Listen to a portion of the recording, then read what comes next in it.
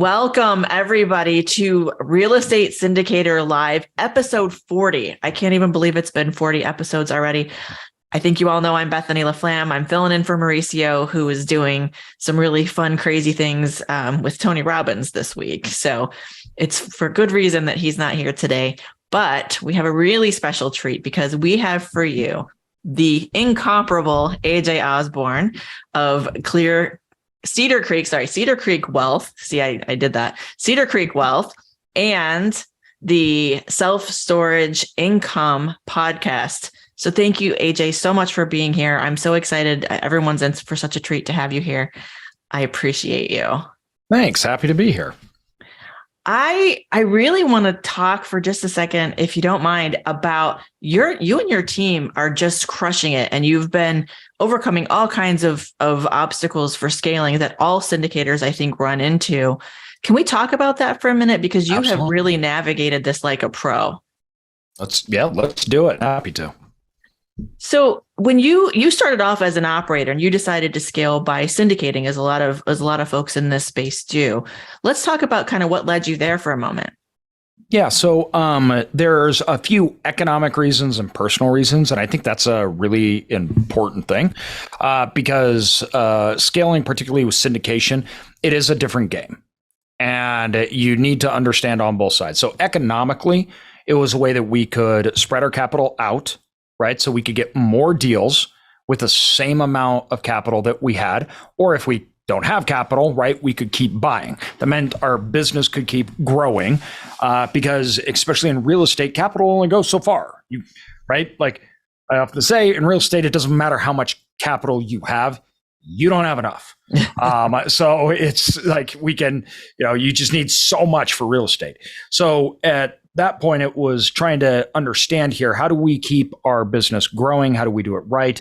Because in real estate, especially the real estate that I'm in, you get a lot of benefits with scale and size, as with most businesses. So the economic benefits made a lot of sense. We were already doing it. We wanted to grow. It would drop our overall like per unit cost. It would help our margins. And then it would give us more efficiencies and we would become a lot better just through size. So there was the economic reasons. Personal reasons, I had become paralyzed and I was put on life support. And so I had been fired from a job I was running, a brokerage firm. We had about $800 million of corporate premium that I managed. At the time in our brokerage firm, I'd lost that. And so I decided I wanted to do something different then. And my choice was do I do something different and start a private equity company, which I didn't know anything about, and to take my real estate experience and take my overall thesis in investments and allow other people to come in. And that kind of became my new mission, where it was like, we're going to allow others to come along with us on this journey. And so the personal reasons that I didn't prior was because I had a lot of misconceptions about syndications. So I had these thoughts that if I was taking investors, that meant that I did not have the ability to make decisions, that they could take over my business, that I had all this risk. So I had a lot of preconceived notions of what it meant to take on investors' capitals that were fundamentally wrong. So I was able to learn more and overcome those and find out there's actually the way you can do it. That's great, especially the way that I wanted to do it. And then the, personal reasons being, I believe, the right reasons. I've seen people that get into syndications for the wrong reasons, and they either get out or they get hurt. So I think that's a very important part when you're taking other people's money, that your motives behind it are correct. And there is a mechanism for capital and placing capital outside something like I'm generating fees, right? So that was a very important piece to me. And so because of the economic and that personal side, we're like, let's do this. Let's move forward. And then, there's obviously, we encountered a lot of pitfalls. We had an attorney firm that frankly did everything wrong. And so we went with you, of course. And then we cleaned all that up and got moving on the right path. So that when you're dealing with syndications, you do not go and mess around on that. You go straight to people that can do it correctly. I just can't emphasize that enough, because it's not worth screwing up and getting in trouble with the law to create a syndication company. That's not worth it. So if you're not willing to pay to do it right, then don't do it. Stay away. And so, yeah, we got into it and we started out on an individual property basis. Then we learned more about funds. So we were syndicating. Then we learned about starting raising funds, which we did with you last spring, and we're rolling out another one. But we still do syndications on like developments and individual property types. Excellent. So for anybody on here, we've got people of all different, levels of experience here, from students learning syndication, some in multifamily, some in other asset classes.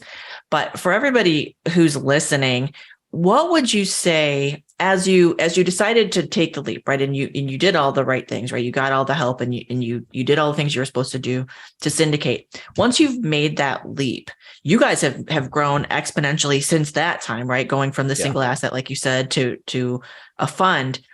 What have you found to be the biggest hurdle about scaling up again? So you scaled up to syndicate, and then you've scaled up again to funds, and you're still scaling and growing. So what's been your biggest challenge there? So I think there was a couple things that were challenging when we were scaling on, especially at the syndication fund side. One of the biggest things was I got the real estate part. But how we viewed there was two sides of the equation, meaning the investment to me wasn't necessarily the investment to the investor. I didn't get that. And what I mean by that is the structure of the investment to a lot of investors is the investment itself. What are the terms, right? Where to me, I only cared about the asset, because the terms mean nothing unless the asset is awesome. Mm-hmm. So I had a communication problem, I think, with investors where I emphasized asset, not structure.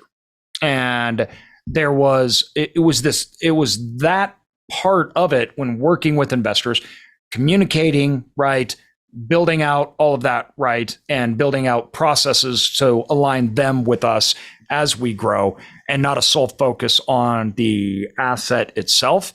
There were struggles with that, because that's a whole new bag of worms. What questions do we answer? What do we need to tell? How much do we need to tell? Then there's was, I think, a lot of that infused capital, right? Meant we could buy more deals. And that created you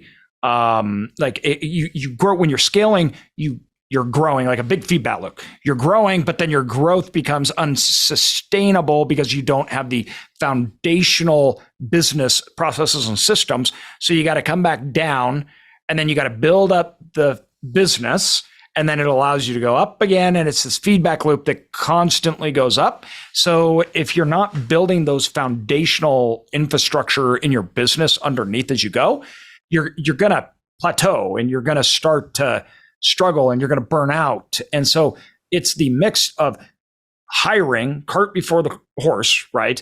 And then building in systems to keep growing. And once you infuse investor capital, you can hyperdrive that growth. But a lot of people just are not prepared for it. So two sides, I think the overall structure of the business side, right? But then this whole new element that I was not aware of, which was directly associated with the investors. And that was the presentation and communication, which I had to build out, which I had no experience in. And that was different. I was like, the real estate, I can get purchasing the real estate. I can get closing the asset, the managing. Am I hiring a third party? Am I doing it myself? All of that, right? But then how to communicate present, first of all, the offering, and then the ongoing communication to the investors in the correct way, in a way that is both satisfactory to them, not overwhelming to us, and legally right. That was very interesting. You brought up a really interesting point in that, and I think that a lot of maybe new syndicators don't necessarily think about, which is that when you decide to scale and use other people's money, you really do have to look at it like you're building a business. You're not just buying assets and investing for yourself any longer. You have a syndication business. And so having all the things that you mentioned that you needed to put in place, that's true of any business you're building, right? I mean, the communication with the investors is the cream on that, right? And that's obviously really important and it's critical in this particular business. But I mean, I think you really hit it on the head, which is that you're not just investing any longer. You are building a syndication business. Yes. And you guys have done that. Like, I mean, you did have the benefit of having already built a really successful operating business prior to doing this, right? So it's not like you bought your first one and you know, that's kind of what you were used to. But I think it's an interesting point. But benefits and challenges. Because if I started out syndicating and then buying real estate, I would have correlated operations, investor communications, and everything together. So for me, I was like, no, I do it this way. And I care about these things. Why do you care about, right? And there was a huge learning curve for me going, I am an operator. I know what I'm doing. I care about real estate. You're just money. You're like a bank. No, they're not. Investors are not like a bank. No. That was a big learning curve for me that I think was difficult, where if I would have started out that way, I would have known exactly what, from the get-go, what investors wanted to see, what they did, and how that merged in with the process of doing real estate. So it was a benefit from the standpoint that I knew what I was doing on the real estate side, so I didn't need to learn that. But it was a downside in the fact that I had already built systems and processes and everything else that did not involve investors. And I had to completely change the inner workings, which is hard. Yeah. Yes, it is. I know a lot of obligations. You've got sometimes larger and just very different obligations, of course, to your investors than you would have by a bank. Yes. So that's a really good point. So let's maybe talk a little bit. We have a lot of folks on here in all the different asset classes. I would just like to hear from you. What is different about self-storage? And let's just compare it to multifamily, since that's where a lot of folks are right now on the diligence side. I want to talk about some of the pros and cons as well. But on the diligence side, what is different for you than it would be in, say, a multifamily situation? So multifamily is very set by the market, right? Multifamily, you have quality. I have a 2-bedroom, 1-bathroom. There's a market price for that quality, that location, right? And the market kind of sets it, right? There's a certain variance in which you can get, and you have contracts in. But I know in general, in this part of town, if I want a nice 2-bedroom, 1-bathroom, right, there's going to be a certain price range. Self-storage is not like that. We are much more closely aligned with hotels. That always surprises people. That is surprising. It's true. It's very closely aligned to hotels. So we do dynamic pricing like airlines and hotels do. Our prices are changing all the time, every day. Units are products, and we do product customer fits. And we are all about the customer acquisition process. So the online customer acquisition, because we don't have long-term contracts, we do have turnover, and we're maximizing square footage through revenue management, dynamic pricing, and we're very, very active on that revenue management side. It's just not fixed like it is when you have a year-long lease or contract with a tenant. And we have lots, meaning that if you took a multifamily complex and that multifamily complex had 600 doors, right? That's a big multifamily complex, right? I have storage facilities that cost a fraction of that, and they have 2,000 doors. So it's a different type of animal, right? Whereas we look at those doors, and 300 doors may not cost a lot of money. There's a lot more turnover in the asset, and we don't view tenants like you do in multifamily. I don't want to say disposable, but yeah, you don't pay your bill, get out, and I'm selling your stuff. Very simple, right? And we encourage that. We kick people out actively. So economic occupancy versus occupancy for us is a big deal. I don't care about occupancy. We're down to our lowest level we've been in 6 years, and our revenue is the highest it's ever been. So I'm happy to be at 80% occupancy because I need to actually kick people out and then I need to change prices. So there's this whole process in which we're looking at economic occupancy within that asset and how do we drive that through marketing, revenue management, things like that. And the capital expenditures associated with that is minimal. So if I want to do a value change on a multifamily unit and I'm like, yeah, I want to charge double these rates, right? Well, normally you're going to have to do capital improvements to justify, right, that. For me, no, it's a box. And that box, I'm going to double if I can. So if I can get a new renter in a double, I'm kicking you out. I don't need to do capital expenditures to get that rate increase up. So it's when I say it's like hotels, it's just we're maximizing supply and demand on pricing. So hotels, you may get a hotel room for $50, but then 3 weeks later, that hotel room is $300 a night, right? Same thing with storage.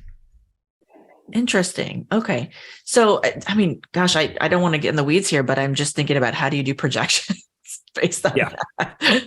Yeah. So when we look at underwrite, we have we look at knowns, meaning that we're looking at the spreads within the market due to individual product type, supply and demand, where the levels are, the high, the lows in the market, where the inventory is across the board. We're taking that based upon individual unit amounts, comparing it to the outside, looking at our internal demand, occupancy levels, and individual rates across the board. So how high can we move up? What's the expense ratio go? And we can actually peg it pretty close. So I can look at it and I say, there's a spread in this asset of X amount that I can achieve through my system. So our value add system is like so most real estate, which I didn't like in real estate, was you buy it, right? You use debt and investors, and then over time, the market makes money. Like you make money over time because the market gets better and real estate prices go up and you get higher rents, right? Everything else. When I look at an asset, my returns are predicated on what I can measure.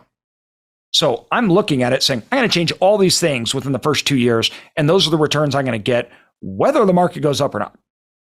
If the market goes up from there, that's great. That just means I get to raise our overall prices and keep going up.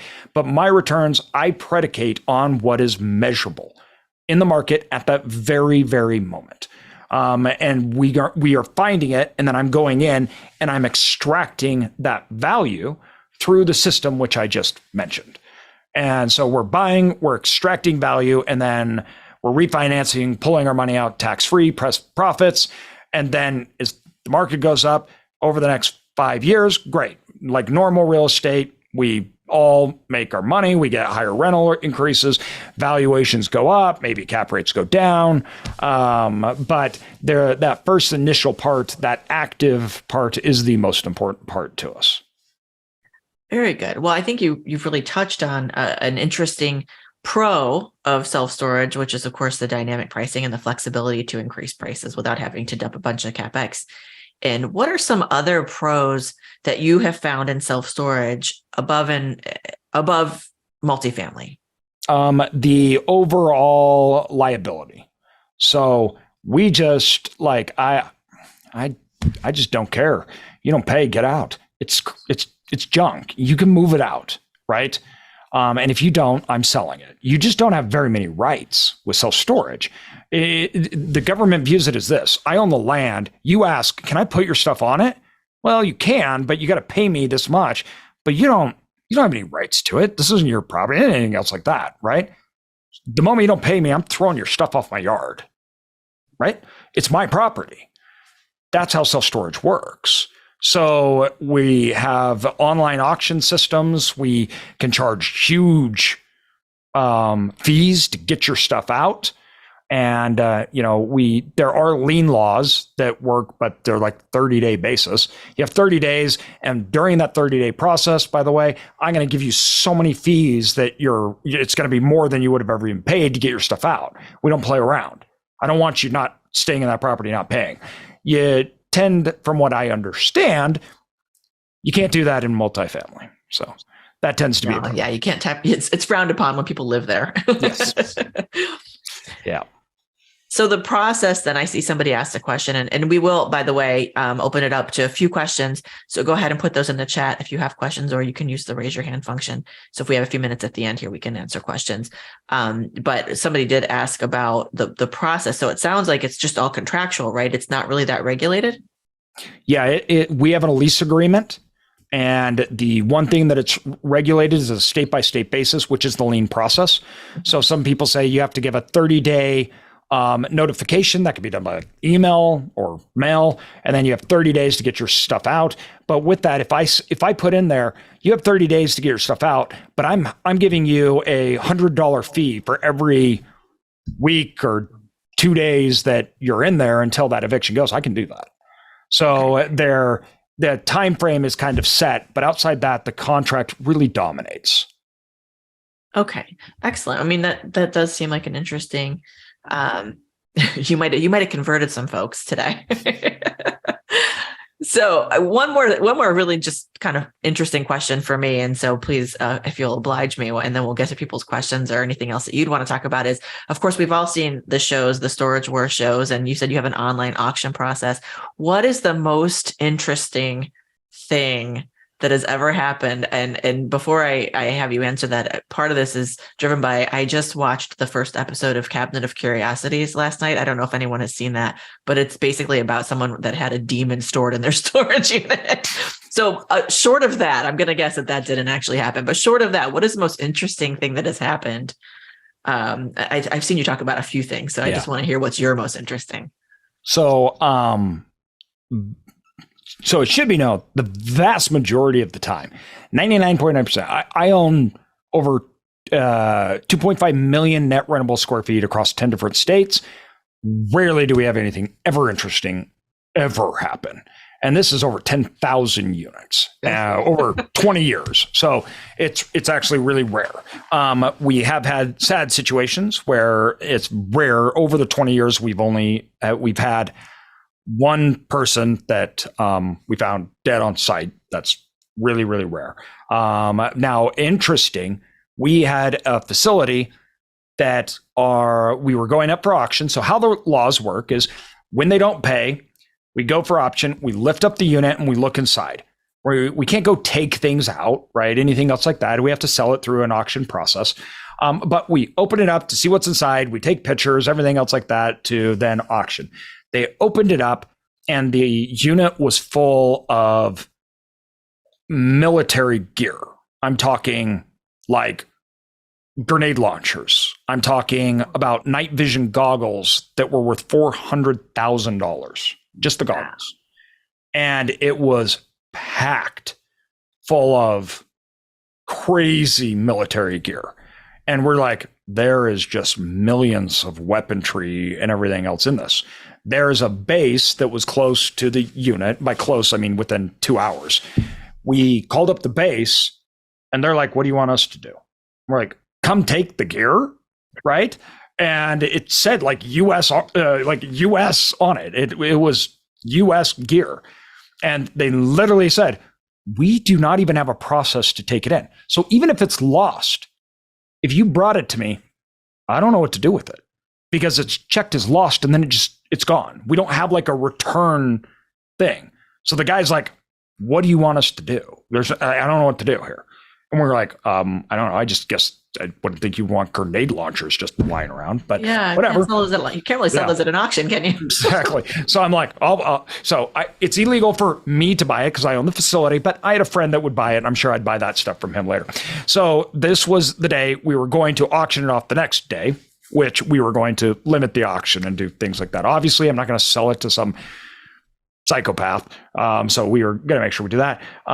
We lock it up. The next morning we go to do the auction, opened it up, completely empty.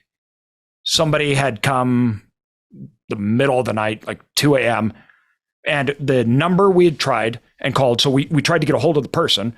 It was all fake. None of it existed.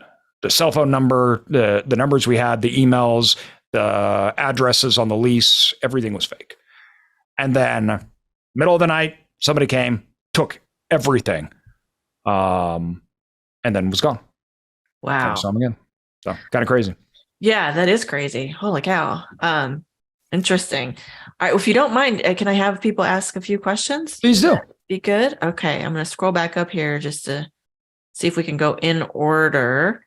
I think that Jason, you got your question answered about self-directed IRAs. I am definitely not your person to answer that question about what's allowed. We talked about the eviction proceeding, so I think you got your question, Alan, answered there. Let's see. Samir is asking, is there a risk of saturation, such as competing self-storage sites entering the vicinity over time? So as an analogy, in his previous New Jersey town, all the dry cleaners were only allowed to be zoned on the same street corner, which hurt all the other dry cleaners. Is that true in self-storage?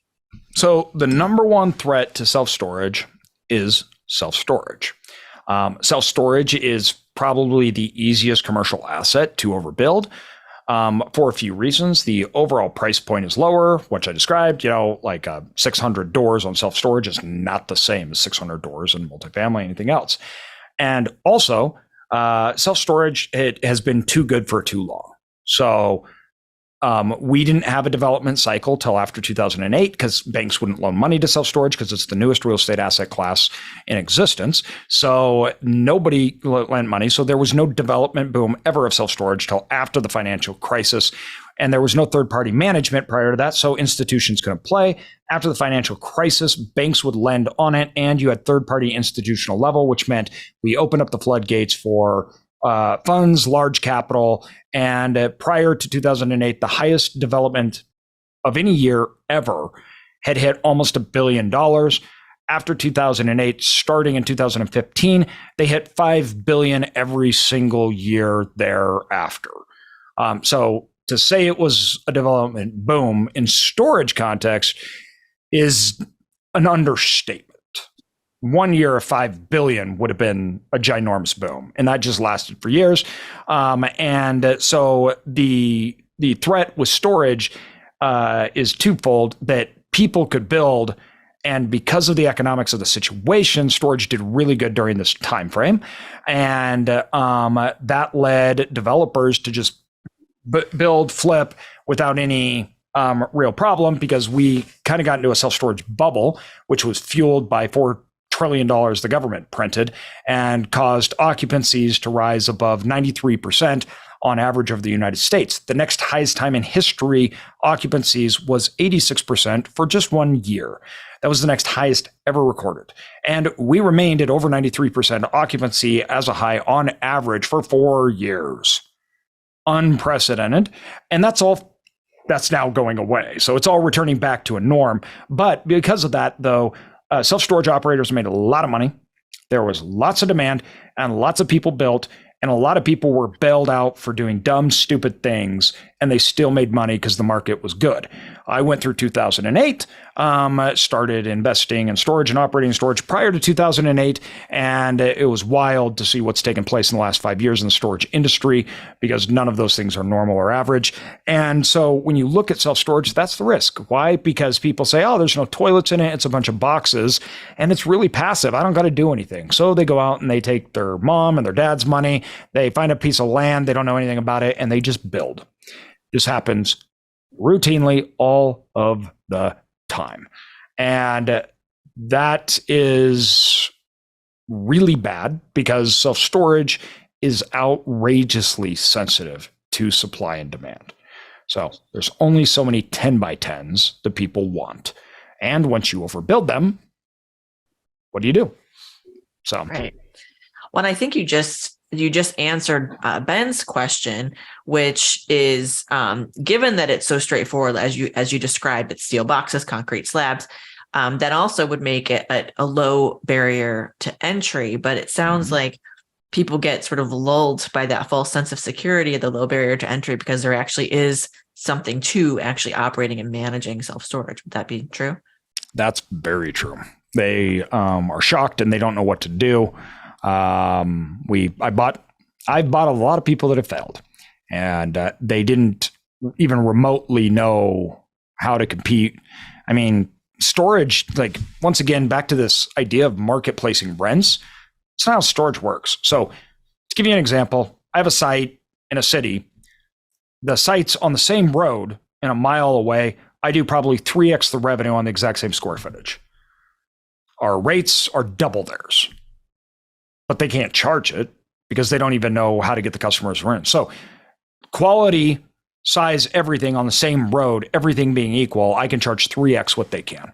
You generally don't see that in things like multifamily, right? You don't have one operator that charges $3,000 for a 2-bedroom, 1-bathroom, and everybody else is at $1,000, and they can get those rents, right?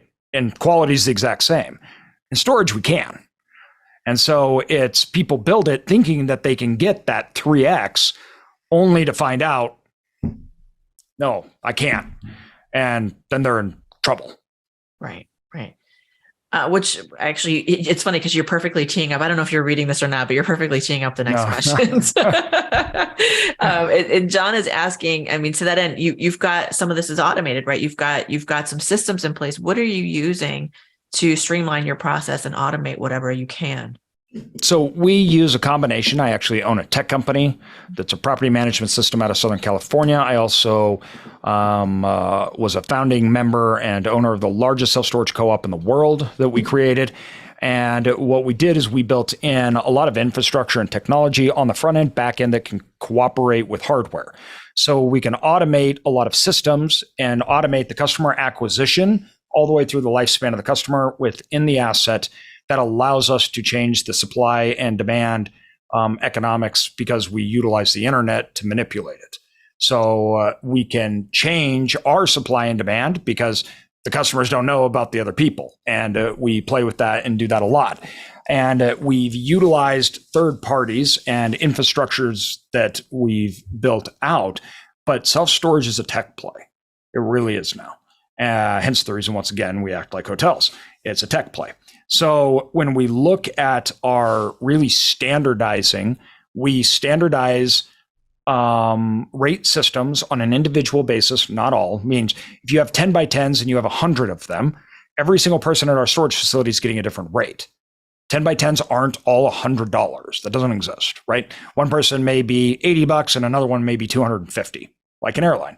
And so we standardize that, put them on their own sequence. Then we have overall rules that say at this level, overall rates will rise at a percentage, but the individual rate per location, per asset is changed. We have a software system that we run that overlays that, which we take in all the market data at once and we compile it and that exchanges it. So that takes a lot of that work out for us, which is good. We still have to do a large portion of that rate revenue management manually.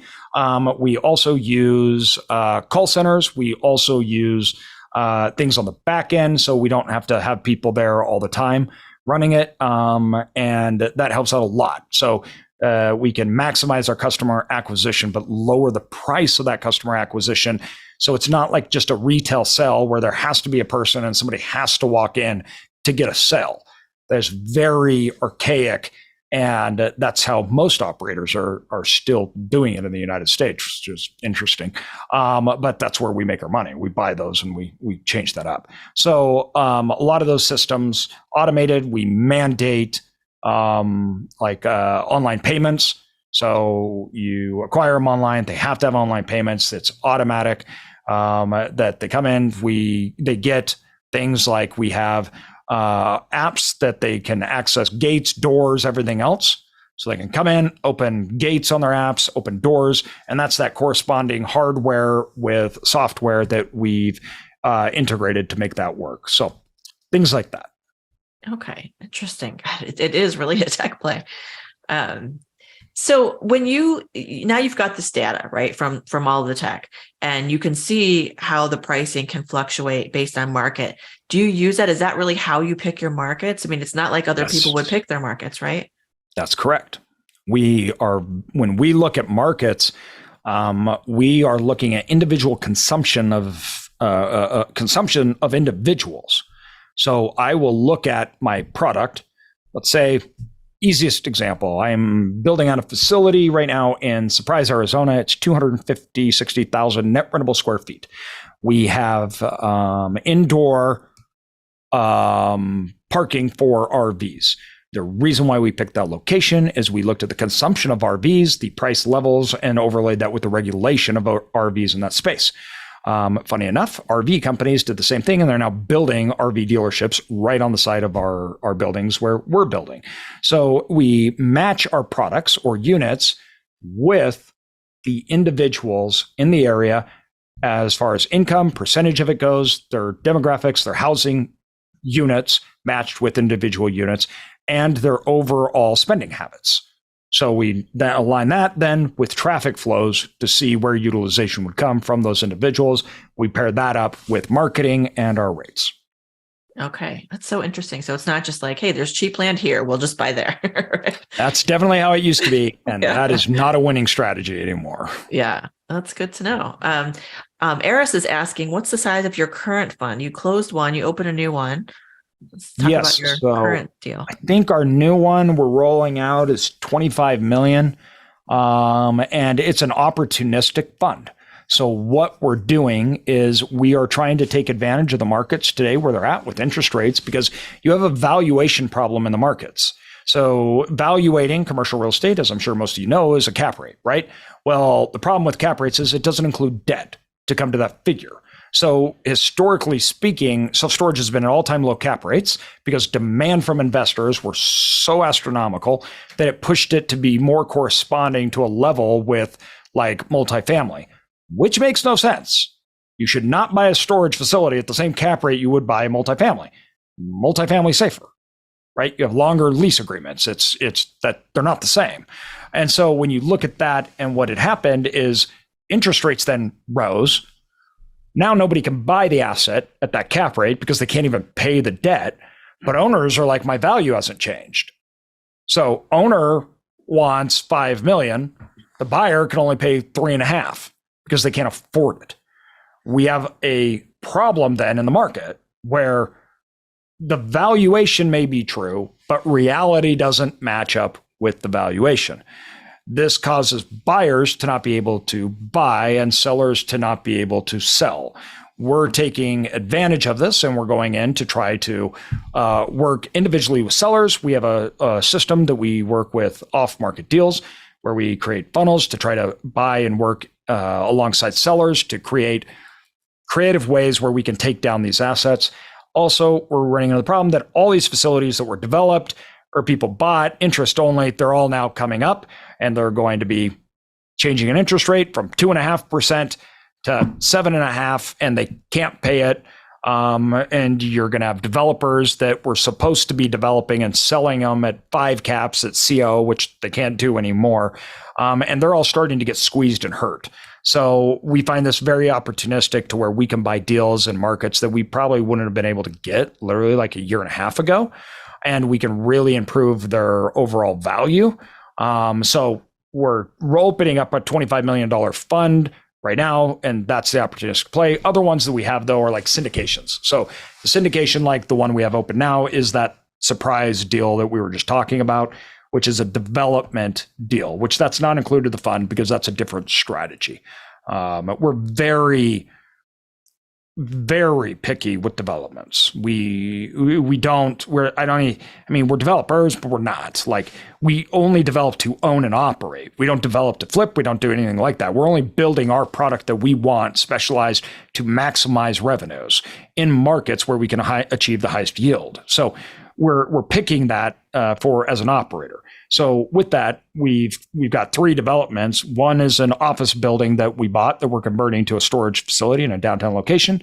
The other 2 are a hybrid mix of RV specialty and multi-story climate-controlled storage facility in select markets that our platforms have showed us there's these huge gaps and these pricing irregularities with demand and everything else in those markets.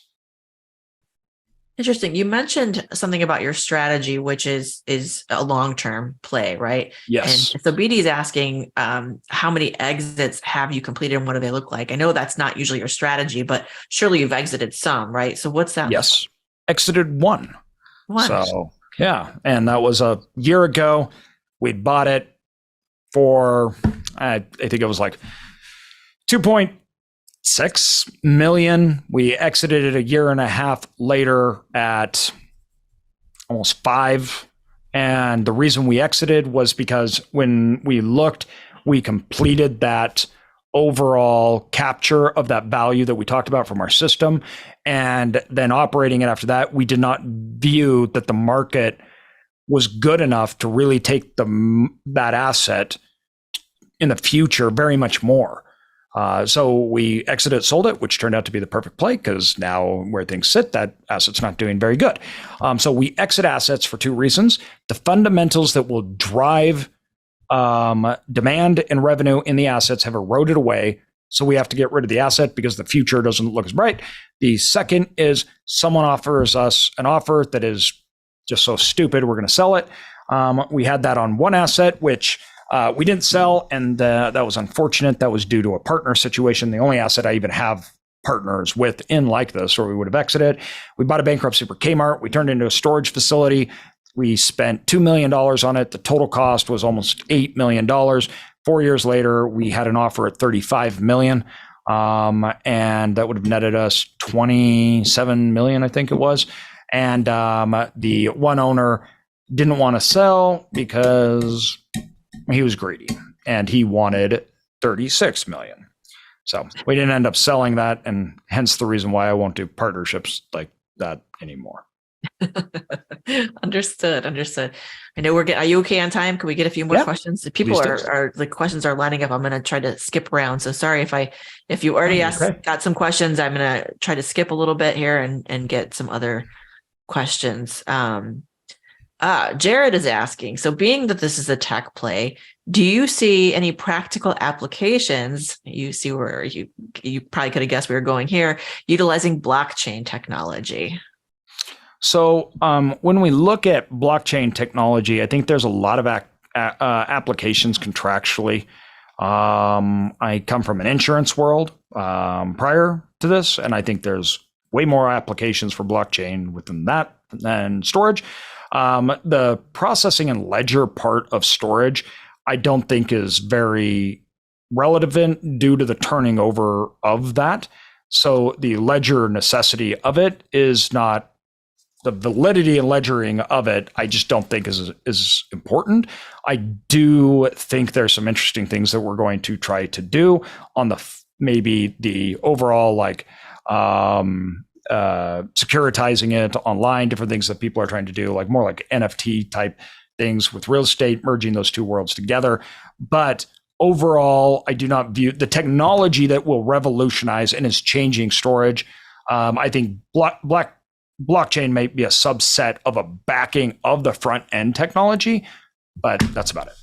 Yeah. That I see right now. That could change at any time, depending on what someone says. Yeah, I know Mauricio might have a thing or two to say about this, because he really does feel like the syndication side of it is going to go towards tokenization. So we'll get some of that, but I think that's what I was talking on, the securitizing the funding of the asset through that. And I agree. The NFT, the tokenization of it, I think on the securing funds, but as far as the operations of the asset itself, no. Got it. Let's see here. Johan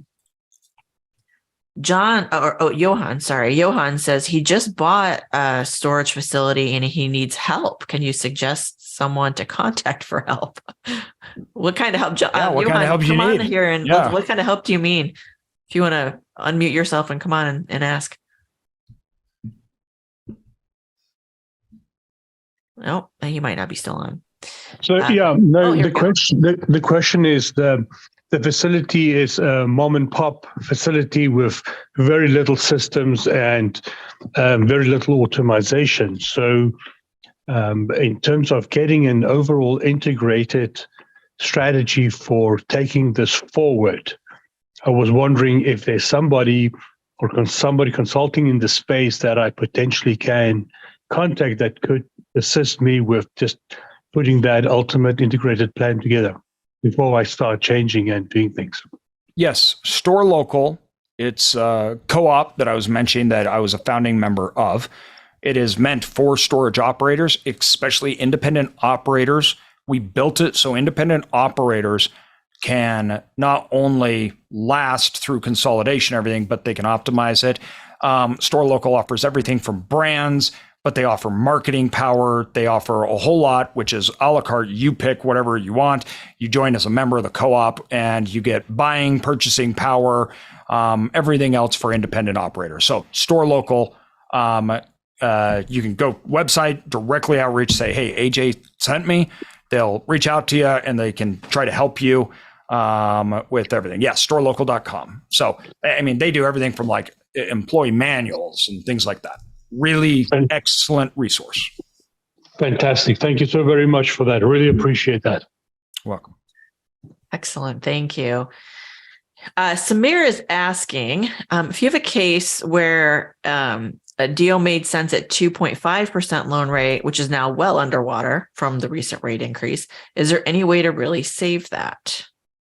So there is. Seller financing is a big deal right now. So seller financing has come out really strong, and we have 15 deals we're currently negotiating with sellers on the seller financing front. We utilize what I call my 3-option strategy, and that's I peg the amount that I need to make it work. So let's just say, all right, the amount that I need to make it work is $10,000 a month in mortgage payments, right, or whatever that it may be. Then what I do is I construe prices and terms predicated on the $10,000 a month. So, okay, we'll pay you $5 million, right? We'll pay you $4 million or $3 million. Here's the terms, right? And those terms and down payments reflect, but they all end up being what I want it to be. So that way they have options at their strike price, but it works for me either way. So I don't care, right? Like I would have paid $5 million, but I can't. So I'll just work this out. If I have to pay you a debt, I can pay you $3 million. If you want to take on part of it and I do a mixture of seller financing and debt, right? Okay, I can pay you $4 million. Now, if you want to seller finance the whole thing and I fix your payments at this level and I give you a lower down payment, I'll pay you the $5 million. Works like a charm. Excellent. Thank you. So Alan is asking, and I think this is probably the last 2 questions. Alan is asking 2 things. One is, do you have a franchise? Sounds like you've got quite a good system here. What's that look like? Really, it's so we don't have a franchise. It's more like a leasing agreement, and that is Store Local. So Store Local, you actually can get the brand Store Local, which means you can compete online at a level that is like REITs. You'll blow everybody out of the market, but it's a license agreement. So you don't have to work like a franchise. You're not a franchisee where you have to obey all these rules, everything else like that. There's standard licensing agreements, so you can utilize the name, the tech, everything else like that, but it's still your asset. You still get to run it. You just have all the resources for it. And that is a great way to go. I'm moving all my assets onto that platform because after 15 years and over $1 million spent on my site, I cannot compete. So I'm moving it to my brand Store Local, every site that I own. Excellent. Excellent. So the property owner maintains all the control. Yes. So the requirements are really just you pay a fee and you get all the resources. There's no other requirement. 100%. The requirements are you have to keep, like, we make sure that you aren't destroying the brand. Sure. So like you can't have a brand and everybody's like, the property's a junkyard and we're getting slaughtered on Google reviews. Like, that doesn't work. We'll remove the brand if you're destroying the brand, but it's just a licensing agreement. So how you operate, what you do, right? That's all up to you. You have all the power and say. We license the brand, the technology, the marketing, and the backing, and everything else like that you can utilize. Excellent. Thank you. What a great resource. Alan was also asking, so what about insurance requirements? You have an insurance background. What does that look like here as opposed to maybe some other asset classes too? So insurance requirements really depends, obviously where you're at. So they vary dramatically from the Midwest to the West to everything else. But when we're talking about like overall insurance requirements for tenants, things like that, it's really low. It's not as comprehensive. Now, in fact, so we self-fund. our insurance plans, which mean we sell insurance, renters insurance, and we keep 80% of all the premium because it is a self-funded plan. So we have renters insurance, then we have our property insurance, our D&O insurance, right, on our side. But the property insurance is relatively low in comparison outside a few items, right? Self-storage takes up lots of land generally. So flooding, right, things like that, that's going to be a big, big concern on the insurance side for self-storage because of how the doors sit, how they can flood in. And so that's your big concern. Other than that, not a big deal. Tenant insurance, our claims are so limited and the liability is so limited, we can do a lot with it and we can reinsure it. That's why we can keep and disperse 80% of premiums back to us as the operator and owner. So dramatically improves values. Excellent. Thank you. Okay, I lied. One more question because RS has a really good question here. And I think that this is perfectly suited for you, which is what has made you the most successful in raising so much money? It's a good question. I've never had that question before. So I think generally, I think if I was guessing, I guess you'd have to ask people that I was raising money for, but I'm extraordinarily open. I'm very willing to talk about all my downsides, my losses, and I'm willing to tell about my strategies, how we're moving forward. And I think I do a fairly good job of explaining it. And I think that builds trust. So that's my thing. I don't like, I think selling, because you are selling people, right? I view it more as teaching than selling.